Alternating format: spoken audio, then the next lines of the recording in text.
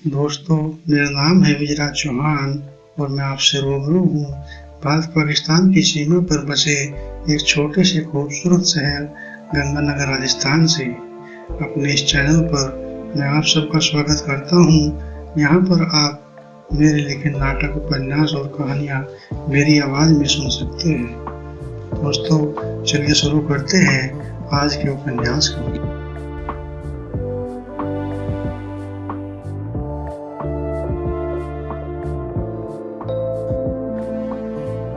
दिन के लगभग 11 बज चुके थे।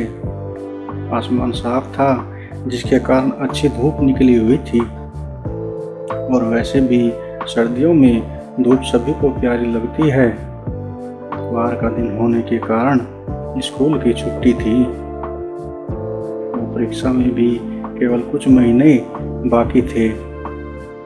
इसलिए मोहन ने अपनी किताबें उठाई और आंगन में बिछी चारपाई पर बैठकर वह पढ़ने लगता है और अपना घर का काम निपटा रही थी। बिंदिया भी कुछ देर पहले हरिया और अपने बापू गणेशी का खाना देने के लिए खेत गई थी। गणेशी के पास बैलगाड़ी न थी, इसलिए हरिया और गणेशी इकट्ठा काम करते थे। आज वे ईख छीलने खेत गए थे। बिंदिया को वैसे तो घर का काफ़ी काम रहता था, परंतु फिर भी दिन में एक आध बार मोहन के घर का चक्कर अवश्य लगा देती थी। वो घर आते ही मोहन के साथ शरारत करती थी, उसे छेड़ती थी। यदि मोहन घर पर नहीं मिलता तो उदास निगाहों से इधर उधर देखती और बिना किसी से कुछ पूछे उदास मन से घर लौट जाती थी। मोहन को भी बिंदिया का छेड़ना अच्छा लगता था, लेकिन वह बिंदिया की शरारत पर ऊपरी मन से क्रोध प्रकट करते हुए नाराज होने का बहाना करता था। सर्दियों के दिन वैसे भी छोटे होते हैं, धूप कुछ ढलने लगी थी। दीवार के पास आंगन में बिछी चारपाई पर बैठा मोहन पढ़ रहा था। बिंदिया खेत से लौटती है तो बर्तन देने के लिए आंगन में घुसती है। अंदर घुसते ही उसकी नज़र सामने बैठे मोहन पर पड़ती है, जो कुछ दूर बैठा पढ़ रहा था। वह उसकी तरफ धीरे से मुस्कुरा देती है और पारों की तरफ चली जाती है।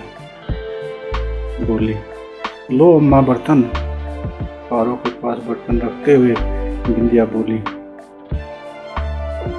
दे आई बेटी रोटी। हाँ अम्मा, मुझे थोड़ा ही घर पर बैठकर निठल्ली रोटी खानी है। मोहन को सुनाकर ताना मारते हुए वह बोली। मोहन उसकी बात को अनसुना कर देता है, वह कुछ नहीं बोलता। बिंदिया का मन जब शांत न हुआ तो वह मोहन को छेड़ने के लिए उसके पास पहुंच जाती है। वह चारपाई पर बैठ जाती है। बिटिया ने उसके डब्बे से पेन निकाला और उसकी कॉपी उठाई और कुछ छुपाते हुए उस पर कुछ बनाने लगती है। वह कॉपी पर कुछ लकीरें सी खींच रही थी। कुछ ही पल बाद बिंदिया एक टूटा फूटा सा चित्र बनाकर मोहन के सामने रख देती है। मोहन ने चित्र को देखा तो तिलमिला उठता है। चित्र में बिंदिया ने एक गधा बनाया हुआ था, जिसकी पीठ पर किताबों का एक भारी बस्ता रखा था और नीचे लिखा था बड़े अक्षरों में मोहन। अम्मा देखो, ये मुझे पढ़ने नहीं दे रही। झुंझलाते हुए मोहन बोला, अरे बेटी, पढ़ लेने दो उसे, क्यों तंग कर रही हो। बर्तनों को साफ करती पारो बोली, नहीं अम्मा, ये झूठ बोल रहा है, यही मुझे जीभ दिखाकर चिढ़ा रहा है। मोहन कॉपी को उठाता है और दूर चारपाई पर फेंक देता है। बिंदिया कॉपी को उठाती है और फिर दूसरे पन्ने पर एक चित्र बनाने लगती है। वह फिर एक चित्र बनाती है और मोहन के सामने रख देती है। इस बार के चित्र को देखकर मोहन ने और भी क्रोध से तिरमिरा उठता है। बिंदिया ने एक उल्लू का चित्र बनाया था जिसके नीचे मोहन लिखा था। वह कॉपी को दूर फेंकते हुए बिंदिया को पीटने के लिए उसके पीछे दौड़ पड़ता है। बिंदिया भी कम न थी, नया खून था, वह भी हिरणी की तरह दौड़ सकती थी। बिंदिया आगे तो मोहन पीछे, कभी नीम के पेड़ के चारों तरफ तो कभी बैलों की खोर के चारों तरफ खिलखिलाती बिंदिया मोहन के हाथ नहीं आती। मोहन का जी फूका जा रहा था।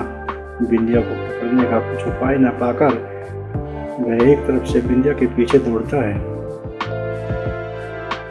मोहन को अपनी तरफ आता देख बिंदिया चकरा जाती है। वह एकदम बिना कुछ सोचे पीछे मुड़ते हुए पुआल के ढेर पर चढ़ने लगती है,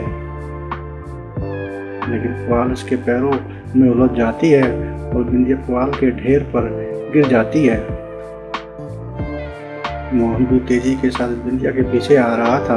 बिंदिया के नीचे गिरते ही वह भी अपने आप को संभाल नहीं पाता और पुलाव में उलझकर वह भी बिंदिया के ऊपर गिर पड़ता है। बिंदिया झेप जाती है। मोहन भी बिना एक पल रुके तेजी के साथ खड़ा होता है। उसका क्रोध भी भाप बनकर उड़ गया था। इस समय बिंदिया केंचुए की तरह सिमटी जा रही थी।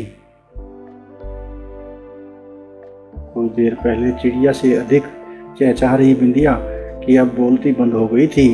उसकी पलकें शर्म के मारे इतनी बोझिल हो गई थी कि वह अपनी चुन्नी को उठाते हुए मन मन मुस्कुराती हुई अपने घर की तरफ भाग जाती है। उसे अपना बर्तन भी याद नहीं रहता। अरे बेटी, अपने बर्तन तो लेती जा, पारो पुकारती रह जाती है, लेकिन बिंदिया किसी की नहीं सुनती और दौड़ी चली जाती है।